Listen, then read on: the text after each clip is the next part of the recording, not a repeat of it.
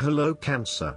This is Inspire 2016 with your weekly tarot reading for the week commencing the 21st of November until the 27th of November 2016. The first card for you is representing, how do you feel about yourself? Your card is the Seven of Pentacles. You do not want to keep putting your heart and soul into something if you are not getting the rewards for it, and no doubt, you have started to see that there are some areas in your life that are just become energy sappers but without the reward. If you have been working extra hard or putting in extra effort into something, it will finally pay off. Your effort will definitely be worth it and you will see the results and rewards for your labor. You may have been working on something quite challenging and important for the last few months, and this is likely to come to a culmination. You are likely to see financial or other tangible rewards for all of your hard work. You might have been laboring away at something important and you may be starting to feel concerned that you will never be rewarded for your efforts. Be patient and appreciate the progress you have made so far. If your hard work has not yet paid off as planned, remember that your expectations may be unreasonable. There are no guarantees. Be grateful, focus on the present and do what you can with what you have. This card follows the Six of Pentacles, which indicated the ending of a difficult period of financial or material difficulty. In the Seven of Pentacles, you are now experiencing the rewards of hard work and effort. However, the question at hand is whether the rewards of hard work are in fact worth the effort to acquire them. It is often at the time of greatest success that you realize what you desired so much is in fact somewhat disappointing and perhaps not worth all of the effort. The Seven of Pentacles may therefore represent fear of failure, delays and frustration. However, the positive side to it is that you are more likely to be learning from these setbacks and evaluating how you can better invest your time to create the most value. In order to avoid feelings of frustration, ensure that you review your progress to date at regular intervals, particularly when engaged in long-term or enduring work, so that you can review what is working well and what is not and where you can make adjustments. Make sure that you are on course and that you are on track to achieve your goals. The second card for you is representing, what do you want most right now? Your card is the Six of Swords. What do you want most right now is to make a regretful transition, as a likely result of the decisions you make. You know that in order to move forward, you must leave something important behind, and while you do this with some regret, you know that in the long term it is the best option for you. There are times when you will be forced to let go of something to which you have been attached, and the process of letting go is often quite challenging. However, the sadness of your loss will soon be replaced by greater clarity, bringing about a renewed acceptance of change. Do not be afraid to let go of whatever it is that is holding you in the present or the past. Instead, look to your future and choose the best option that has the greatest long-term potential.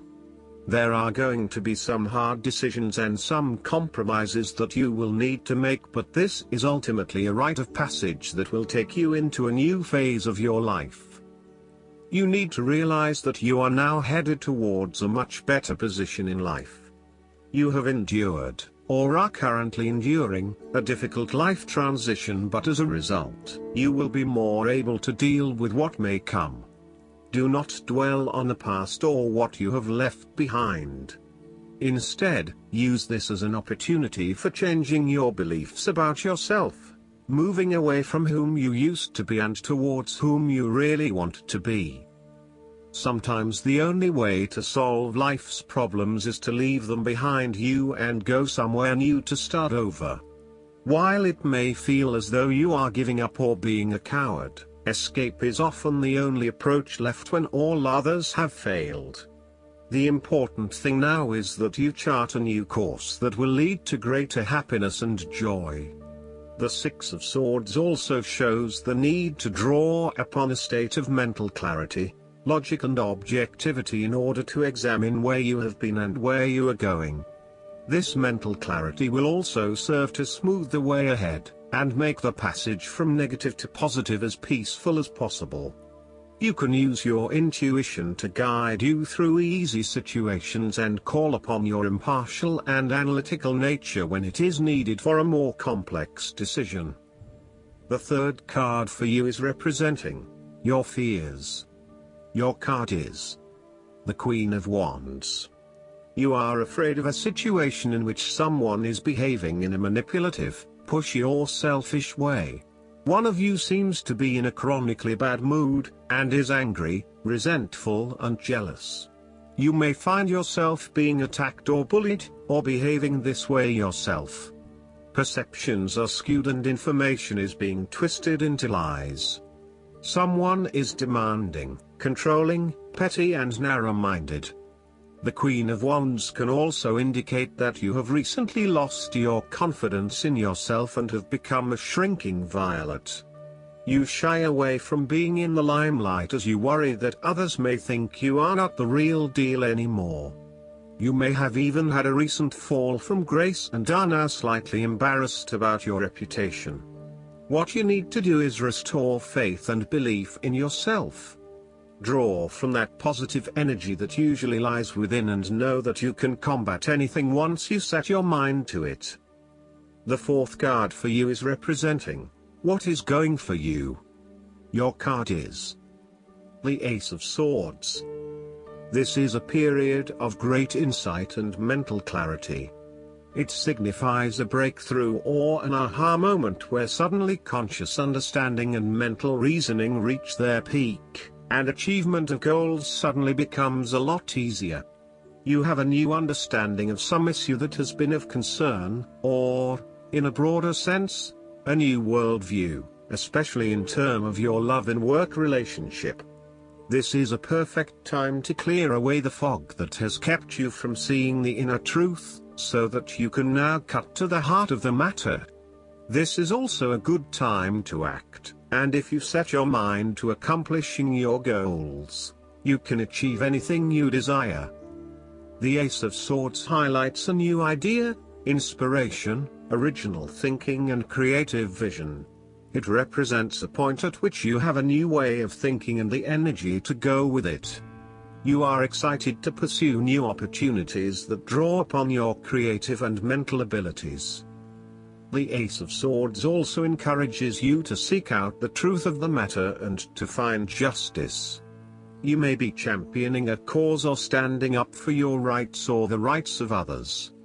Thus sometimes, the Ace of Swords can suggest that you are prepared for battle.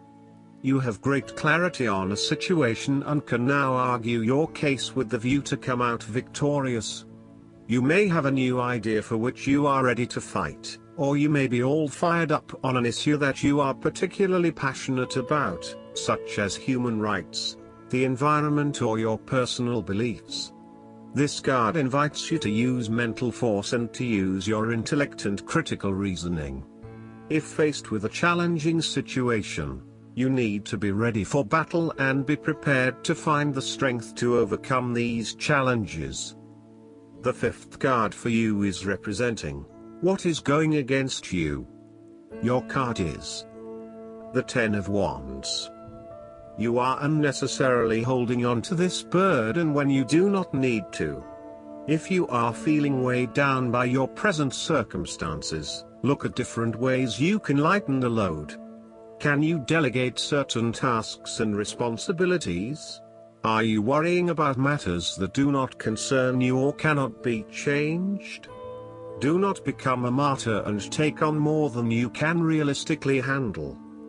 If you are going through a challenging time, then this card indicates that this time will soon pass and you will feel less of a burden weighing on your shoulders. You may be actively identifying those activities that do not bring you any value in your life, and you are starting to release yourself from these unnecessary responsibilities. You may even be going through a purging process, clearing out old clothes and selling old furniture, in order to declutter and simplify your life. You will benefit from better organization and prioritization at this time. On the other hand, you might be avoiding responsibility and making it even more difficult for others who must take on your share. Thus, the saying, "You have made your bed, now lie in it," is very appropriate for this card. The last card for you is representing the likely outcome that you may have. Your card is the King of Swords. There would be a male significant figure in your life, most likely from air signs, who has the courage and intellect to accomplish all that he desires. You need to adopt a very stern but fair role.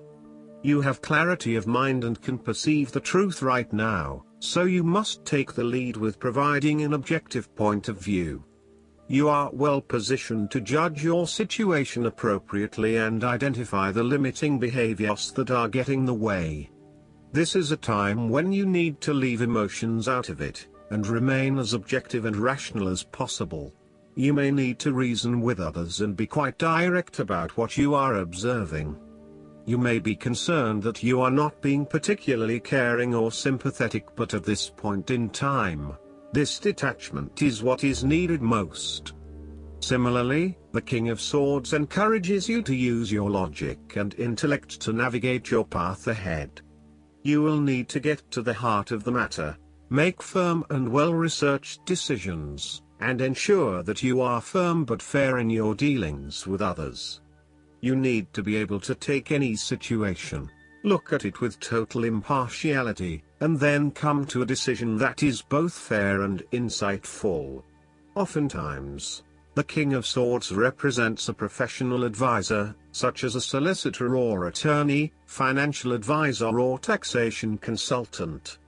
This advisor has a solid reputation and a vast amount of knowledge in his particular field, and will provide you with objective, well-researched advice about your own situation.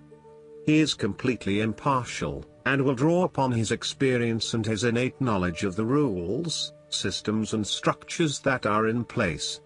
He may come across as detached or disinterested in your personal circumstances, unless it relates specifically to the type of advice he is giving you.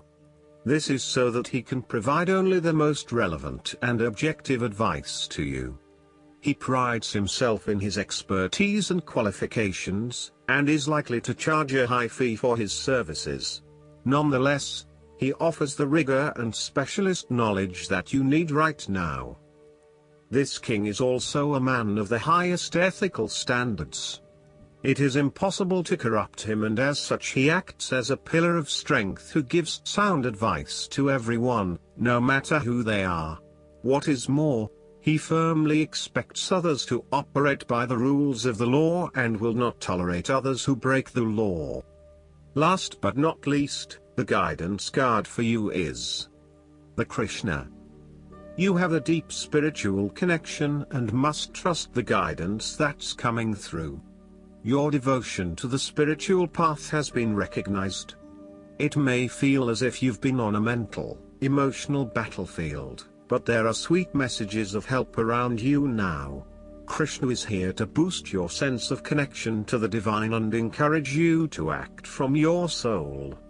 If a decision needs to be made, ask yourself what will honor your soul and those around you. If you can choose the best for all involved, then you will feel even closer to the divine. I hope that you enjoy everything, and if you like the reading, just please click subscribe and you will get instant notifications every time we publish a new video right to your YouTube. Thanks.